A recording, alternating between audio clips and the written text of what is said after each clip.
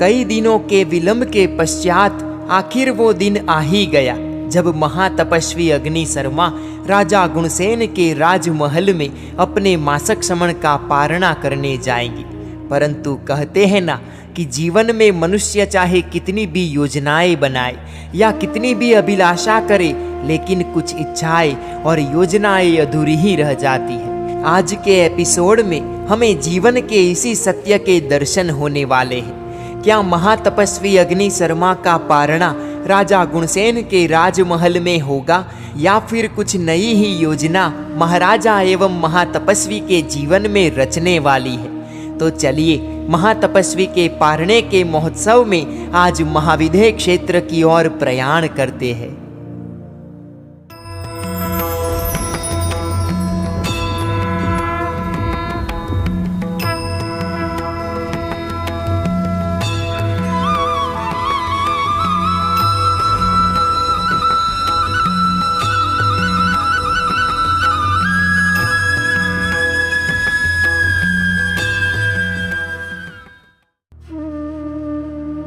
मनुष्य चाहे जितनी भी इच्छाएं करे, जितनी भी योजनाएं बनाए और जितनी भी अभिलाषाएं रखे, उसकी कई इच्छाएं निष्फल हो जाती है, कई तरह की योजनाएं अधूरी रह जाती है और कई अभिलाषाएं मन में ही रह जाती है। तब मनुष्य निष्फलताओं से निराश हो जाता है, व्यथा एवं वेदना से घिर जाता है। कल सवेरे इस पश्चिम महाविदेह क्षेत्र के अद्वितीय तपस्वी अपने महल को पावन करेंगे। उन्हें मासक श्रमण का पारणा करवाकर हम कृत पुण्य हो जाएंगे। ऐसे कई मनोरथों में डूबे हुए राजा और रानी रात्रि के प्रथम प्रहर में निद्राधीन हुए। दूसरा प्रहर पूरा हुआ, तीसरे प्रहर का प्रारंभ हुआ और राजा गुणसेन अचानक पलंग पर उठ बैठे। उनका सिर दुख रहा था, दोनों हाथ से उन्होंने सिर को दबाया। शयन खंड में मंद मंद रत्न दीपक जल रहे थे। पास के पलंग पर महारानी वसंत सेना निद्राधीन थी। महाराजा गुणसेन ने रानी को उठाने का विचार किया। रानी के सिर पर हाथ रखकर धीरे से कहा, देवी उठिए। चौंकती हुई रानी उठी। उसने महाराज को पलंग पर बैठे हुए देखा। रानी ने पूछा, नाथ, क्या आपको नींद नहीं आ रही है? मैं अभी अभी जगा हूँ। मेरा सिर बहुत दर्द कर रहा है। पहले कभी इतना भयंकर दर्द नहीं हुआ, इसलिए हार कर तुम्हें उठाना पड़ा। रानी पलंग पर से नीचे उतरकर राजा के पलंग के पास आई। राजा का सिर दबाने लगी, परंतु दर्द तो कम होने की बजाय बढ़ता ही जा रहा था। एक आध घटिका बीत गई और राजा ने कहा, देवी दर्द बहुत ही बढ़ रहा है। प्रतिहारी से कहकर अभी ही राजवैद्य को बुलवा लो। शयन खंड के द्वार पर दो सशस्त्र रक्षक पूरी मुस्तैदी के साथ खड़े थे। रानी ने द्वार पर दस्तक दी और दरवाजा खोला। दोनों प्रतिहारियों ने रानी को प्रणाम किया और रानी ने कहा, प्रतिहारी, तुम इसी वक्त राजवैद्य के यहाँ जाकर सूचना दो कि महाराज को तीव्र शिरोवेदना हो रही है, इसलिए देरी किए बगैर अविलंब औषध वगैरह लेकर महल पर चले आए। तुम तुम्हारे साथी उन्हें लेकर आओ। जैसी आपकी आज्ञा महादेवी, हम शीघ्र ही वैद्यराज को लेकर आते हैं। दोनों प्रतिहारी गए। रानी ने समीप के खंड में सोई हुई परिचारिकाओं को जगाया। परिचारिकाएं महाराज के कमरे में आई एवं महारानी की आज्ञा के लिए प्रतीक्षारत होकर खड़ी रही। महाराज को भयंकर सिरोवेदना हो रही है। वैद्यराज को बुलाने के लिए प्रतिहारी गए हैं। तुम यहीं पर खड़ी रहो। वैद्यराज आएंगे, महाराज के रोग का निदान करेंगे, फिर औषध उपचार चालू करने होंगे। महामंत्री को बुला लाए क्या? महामंत्री तो क्षित प्रतिष्ठित नगर गए हुए हैं, पर अन्य 4 विचक्षण मंत्री मंत्री गृह में हैं। उनमें से मंत्री यशोधन को जगाओ। 2 परिचारिकाएं महल के द्वार पर गई। महल के रक्षकों को मंत्री यशोधन को जगाकर महाराज के कमरे में भेजने को कहा। राजवैद्य अन्य 5 विचक्षण वैद्यों के साथ अनेक औषधियां लेकर राजमहल में आ पहुंचे। मंत्री यशोधन ने साथी मंत्रियों को भी जगाया और वे सब राजमहल में आ पहुंचे। महल के दिए प्रकाशवान हो उठे, परंतु सभी लोगों के चेहरे फीके और निस्तेज हो गए थे। महाराज की सिरोवेदना बढ़ती ही जा रही थी। वैद्यों ने महाराज के शरीर को जांचा और औषध दिया। अन्य औषध तैयार करने के लिए परिचारिकाओं को मार्गदर्शन दिया।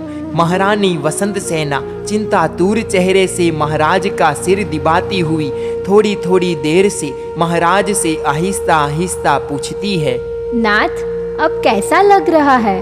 दर्द कम हुआ? महाराज इशारे से मना करते हैं और चिंतित रानी वैद्यों से कहती है, क्या अभी भी वेदना कम नहीं हुई? धीरे धीरे वेदना अवश्य कम होगी। धीरे नहीं वैद्यराज, वेदना शीघ्र ही कम होनी चाहिए। महारानी ने आग्रह करते हुए कहा। वैद्यों ने आपस में रोग और चिकित्सा के विषय में परामर्श किया। महाराज के सिर पर रत्नों के लेप का विलेपन किया और तत्काल वेदना का शमन करने वाली औषधियां भी दी, परंतु वेदना कम होने की बजाय बढ़ने लगी। अब मुझसे यह वेदना सही नहीं जाती। महाराज ने धीमे स्वर में वसंत सेना से कहा। रानी ने वहां पर खड़े हुए चारों मंत्रियों से कहा, महानुभाव, महाराज की सिरोवेदना असह्य बनती जा रही है, कुछ उपाय कीजिए। शौकग्रस्त बने हुए विचक्षण मंत्री तुरंत ही शयन खंड से बाहर निकले। यशोधन ने कहा, ऐसी वेदना का निवारण मंत्रों के द्वारा भी हो सकता है। इस नगर में ऐसे सिद्ध मांत्रिक है सही? है, मैं जानता भी हूँ उन्हें। तब तो तुम स्वयं जाकर आदर के साथ उस मांत्रिक को अभी इसी वक्त यहाँ पर ले आओ। अभी लेकर आता हूँ। मित्रसेन महल के बाहर आकर अश्वारूढ़ होकर मांत्रिक के घर की ओर चल दिया। चौथे प्रहर का आरंभ हो चुका था। सिद्ध मांत्रिक जागृत हो गया था। वह अपने प्रातःकालीन संध्या कर्म उपासना में बैठने ही जा रहा था कि मित्रसेन ने उसके घर के द्वार खटखटाए। मित्रसेन ने मांत्रिक से सारी बात कही और सिद्ध मांत्रिक ने कहा, मैं मेरे अन्य 2-4 मांत्रिकों को लेकर शीघ्र ही राजमहल में आ पहुंचता हूँ। राजमहल में खामोश भागम भाग मची हुई थी। नगर में भी बात फैल गई थी। चौथे प्रहर में नगर पूरा जग उठा था। महाराज की सिरोवेदना की बात ने सभी को बेचैन बना डाला था। नगर श्रेष्ठी अपने अपने वाहन में बैठकर राजमहल पर आ गए। मांत्रिकों ने अग्नि कुंड में मंत्र गर्भित आहुति देनी चालू कर दी। शांति कर्म के प्रयोग भी प्रारंभ कर दिए थे, परंतु महाराज की सिरोवेदना लगातार बढ़ती ही जा रही थी। चौथा प्रहर पूरा हो गया था और प्रभात हो चुका था। राज्य के अधिकारियों की आवाजाही भी बढ़ गई थी। राजमहल के प्रांगण में अनेक रथ और सैकड़ों अश्व आकर खड़े रह गए थे। कुशल वैद्य, सिद्ध मांत्रिक और प्रज्ञावंत तांत्रिकों के भरसक प्रयत्नों के बावजूद भी महाराजा गुणसेन की पीड़ा मिट नहीं रही थी, सिमट नहीं रही थी। फिर भी प्रयोग चालू थे, प्रयत्न बरकरार थे। हमेशा की भांति सूर्योदय होने पर महातपस्वी अग्नि शर्मा कुलपति की अनुज्ञा लेकर पारने के लिए राजमहल की ओर आने के लिए निकल पड़ा। नीची निगाहें और आहिस्ता आहिस्ता चलते हुए उसने नगर में प्रवेश किया। नगर के राजमार्ग पर शून्यता और उदासी का साया छाया हुआ था। उसे देखकर सिर झुकाने वाले, अहोभाव से अभिनंदन करने वाले वे वसंतपुर के लोग उसके सामने भी नहीं देख रहे थे। उसकी जैसे उपेक्षा हो रही थी वैसा वातावरण उसे अनुभूत हुआ। आज इस नगर को क्या हो गया है? अनेक तर्क वितर्क करता हुआ गेरुए वस्त्र पहने अग्नि शर्मा महल के द्वार पर पहुंचकर एक और खड़ा हो गया।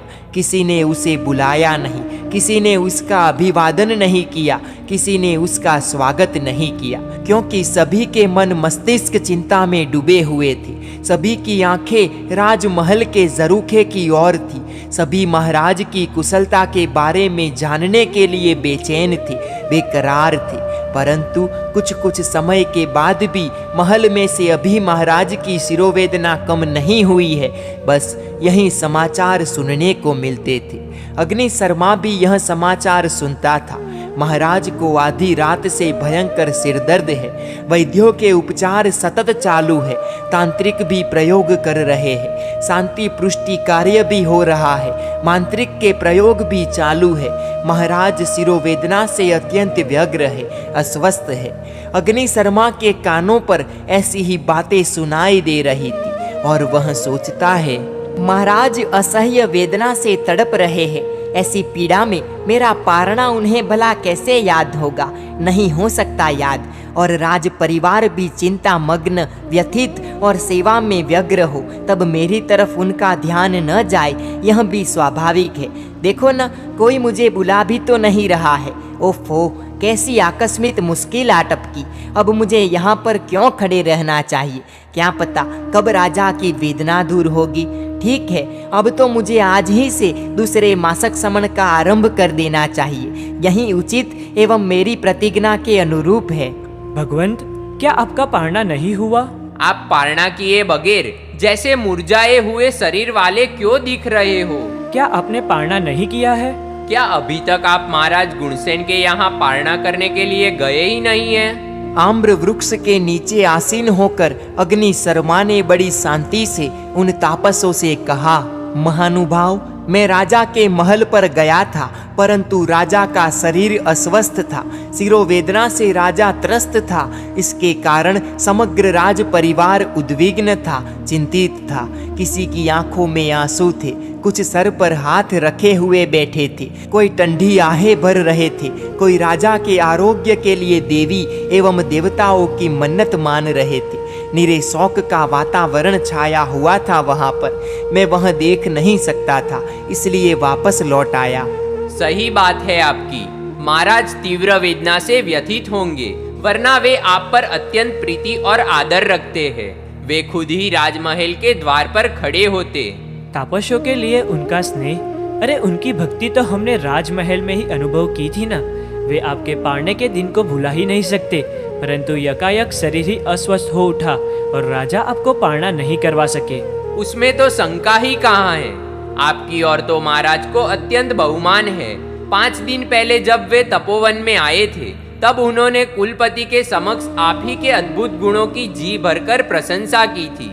मैंने खुद अपने कानों से वह सब सुना था। जब महाराज को ठीक हो जाएगा, तब उन्हें आपकी ही स्मृति होगी, आपका पारना याद आएगा और वे राजमहल में से सीधे यहीं पर तपोवन में दौड़ आएंगे। वे दुखी दुखी हो जाएंगे। महाराज बड़े ही भावुक है, भक्तिभाव से भरे हुए हैं।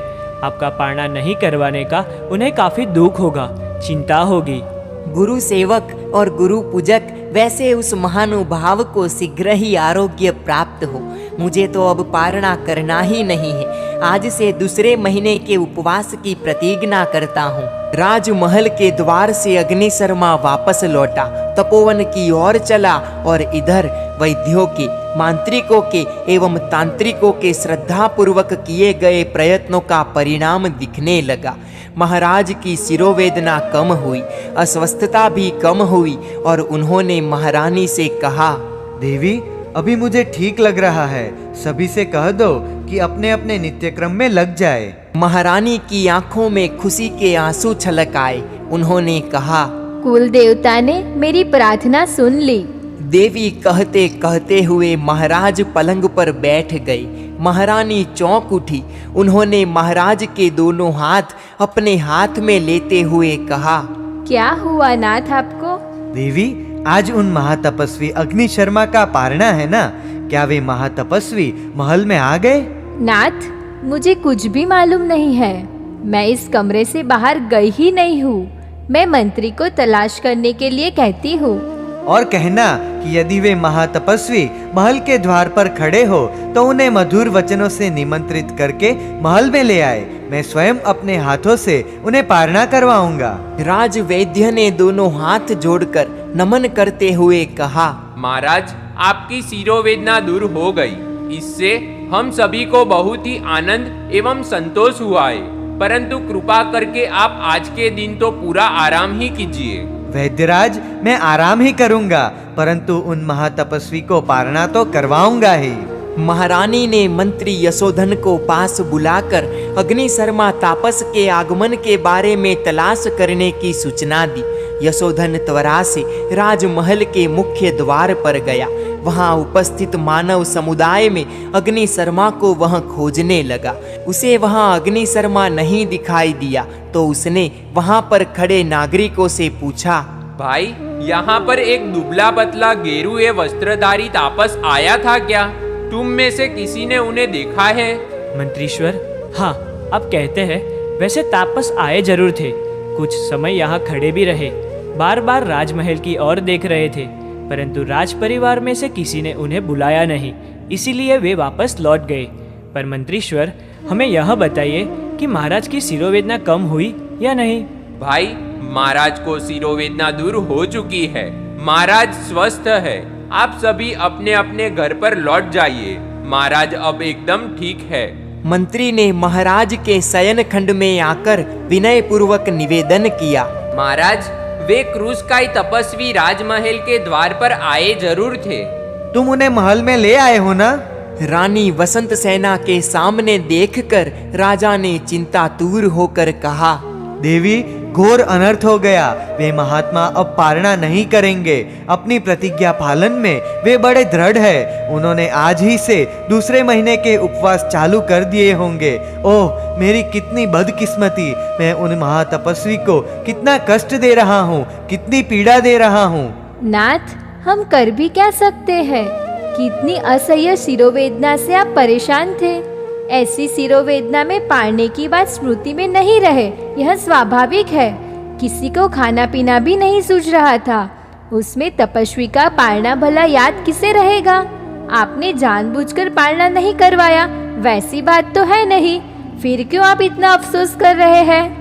देवी, सारा कसूर मेरा ही है। मुझे राज परिवार को, विशेष करके राजमहल के द्वारपालों को कल ही सूचना दे देनी चाहिए थी कि ऐसे गेरुए वस्त्रधारी क्रूशकाय तपस्वी आए तो उन्हें आदर सत्कार पूर्वक बुलाना और हमें शीघ्र ही सूचना देना।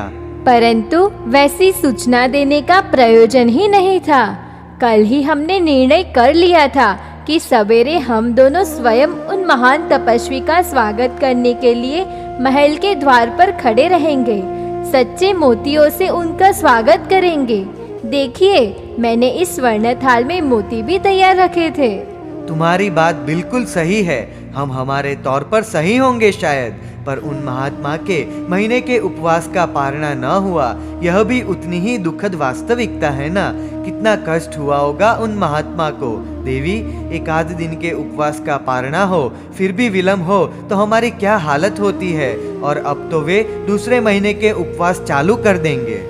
राजा की एक सिरोवेदना दूर हुई और दूसरी सिरोवेदना चालू हो गई। शारीरिक वेदना का अंत आ गया, पर मानसिक वेदना का उदय हो गया। राजा का भक्त हृदय अपार पीड़ा का अनुभव करने लगा। उन्होंने रानी से कहा, देवी, हमें अभी इसी वक्त तपोवन जाना चाहिए। उन महात्मा से वापस महल में पधारने का आग्रह करे। वे यदि आना कबूल ही न करे तो उनसे क्षमा मांगकर वापस लौटेंगे। स्वामीनाथ, आज तो वैद्यों ने आपको इस खंड के बाहर भी कदम रखने की मनाही की है, इसलिए आज तो तपोवन में जाना असंभव है। कल यदि आप पूरी तरह स्वस्थ होगे तो अवश्य चलेंगे। वहां पर उपस्थित मंत्री वर्ग ने, वैद्यों ने, मांत्रिकों ने एवं तांत्रिकों ने सभी ने एक स्वर से महाराज को तपोवन में जाने से रोका और महाराज मौन रहे। महारानी ने सभी को खंड छोड़कर जाने का संकेत किया और महाराज के स्नान वगैरह नित्य क्रम से निपटने के लिए प्रार्थना की। और दूसरे दिन तपोवन के बाहर ही रथ को खड़ा रखकर राजा और रानी रथ में से नीचे उतर गए। पैदल चलकर वे तपोवन में गए। तपोवन के सभी तापसों ने राजा रानी को तपोवन में प्रवेश करते हुए देखा। सभी कुलपति के निवास की ओर चले। सभी तापसों के दिल में राजा के लिए स्नेह एवं सद्भाव था। शर्म और विनय से नतमस्तक बने हुए राजा के प्रति सभी तापसों के दिल में सहानुभूति पैदा हुई। राजा ने कुलपति वगैरह तापसों के दर्शन किए। कुलपति को राजा ने विधि पूर्वक प्रणाम किए। कुलपति ने और सभी तापसों ने राजा को आशीर्वाद दिए। एक वयोवृद्ध तापस ने राजा का अभिवादन करते हुए कहा, राजन, बैठिए इस आसन पर। हम सब आपका हार्दिक स्वागत करते हैं। राजा के चेहरे पर लाज, शर्म और ग्लानि की रेखाएं उभर रही थी। वह नतमस्तक होकर आसन पर बैठा, परंतु कुलपति के सामने देखने की उसमें हिम्मत नहीं थी। राजा की ऐसी बेबसी भरी उद्विग्नता देखकर कुलपति ने उनसे कहा, वत्स, तुम इतने परेशान क्यों नजर आ रहे हो? कहने योग्य हो तो चिंता का कारण बताओ। आप भगवान के पास क्या छिपाने का होता है, और फिर कहीं न जा सके वैसी बात लेकर उद्विग्न आदमी को तपोवन में आना भी नहीं चाहिए। राजन, तुम्हारा विवेक योग्य है, अब चिंता का कारण कहो। प्रभो, आपकी आज्ञा है तो कहता हूँ, वरना ऐसा निर्दय और घोर कृत्य आपसे कहने को दिल तैयार नहीं होता। वत्स, तपस्वी जन तो सभी जीवों के प्रति मातृत्व स्नेह रखने वाले होते हैं। माँ के पास बेटा शर्म रखेगा सही, इसलिए मेरे समक्ष तुझे शर्म रखने का कोई कारण नहीं है। जो भी है कह दे, सही कारण जानकर शायद किसी भी उपाय से मैं तेरा उद्वेग न दूर कर सकूं तो। भगवंत, तब मैं मेरा हृदय आपके समक्ष खोल देता हूँ। मैं दुर्जन और अविचारी हूँ। तरुण अवस्था में इस अग्निशर्मा को मैंने बहुत सताया था, भयंकर पीड़ा दी थी। मेरे कारण ही परेशान होकर वह क्षित प्रतिष्ठित नगर छोड़कर चला गया और इस तपोवन में आकर तापस बन गया। भगवंत, ऐसे उत्तम व्रत को धारण करने वाले के साथ मैंने अब भी लाखों बरस बीतने पर भी दुर्जनता का परिचय दिया, अयोग्य आचरण किया। इससे मैं अत्यंत उद्विग्न और बेचैन हूँ।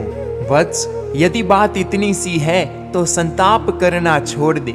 यदि तेरे निमित्त अग्निशर्मा तापस बन गया है, तब तो तू ही उसका धर्म प्रवर्तक और कल्याण मित्र बना है। फिर क्यों तू उलझन महसूस कर रहा है? तू परलोक का डर रखने वाला है, धर्म शास्त्रों का ज्ञाता है। तू कुछ भी अयोग्य आचरण करे, यह बात मेरे मानने में तो नहीं आती। फिर भी तू कहता है कि तूने दुर्जनता प्रदर्शित की है, अयोग्य आचरण किया है। तो बता तो सही, ऐसा कौन सा गलत आचरण तूने किया है? भगवंत, मैंने उन महात्मा को महीने के उपवास का पारणा करने के लिए निमंत्रित किया तो सही, पर प्रमाद के कारण उन्हें पारणा करवा नहीं सका। यही मेरे घोर संताप का कारण है। राजन, ऐसा प्रमाद कैसे हुआ? प्रभु, मेरे मस्तिष्क में अतिशय वेदना पैदा हो गई, इसलिए मैं तो परवश हो गया था। मेरे परिवार को पारने के बारे में सूचना देना भी मैं प्रमाद के कारण भूल गया। उन महात्मा का पारना नहीं हुआ। मैं उनके लिए आहार में अंतराय विघ्न करने वाला हुआ, साथ ही उनके धर्म में भी विघ्न रूप हुआ। इस बात का मुझे भारी दुख है। वत्स, इसमें तेरा अपराध नहीं है। तीव्र वेदना की क्षणों में मनुष्य को अपने कर्तव्यों की स्मृति न रहे, यह बिल्कुल स्वाभाविक है। और फिर उसका पारणा न होने से धर्म का अंतराय नहीं हुआ है, परंतु उसके लिए तो तप संपत्ति की वृद्धि हुई है। अतः राजन, उद्विग्न न हो, अफसोस मत कर, संताप मत रख दिल में। भगवंत, आपका हृदय वास्तव में मातृ हृदय है। आप दयालु है, कृपालु है। आप मेरी गलती को, मेरे अपराध को गलती मानते ही नहीं। आपकी यही तो महानता है, पर मुझे मेरी गलती का एहसास हो ही रहा है। मैं बहुत बड़ी गलती कर बैठा हूँ। वत्स, तेरा इस तरह का उद्वेग्न संताप मुझे और इन सभी तापसों के दिल को दुखी कर रहा है। इसलिए उचित यही होगा कि किसी भी तरह तेरा संताप दूर होना चाहिए।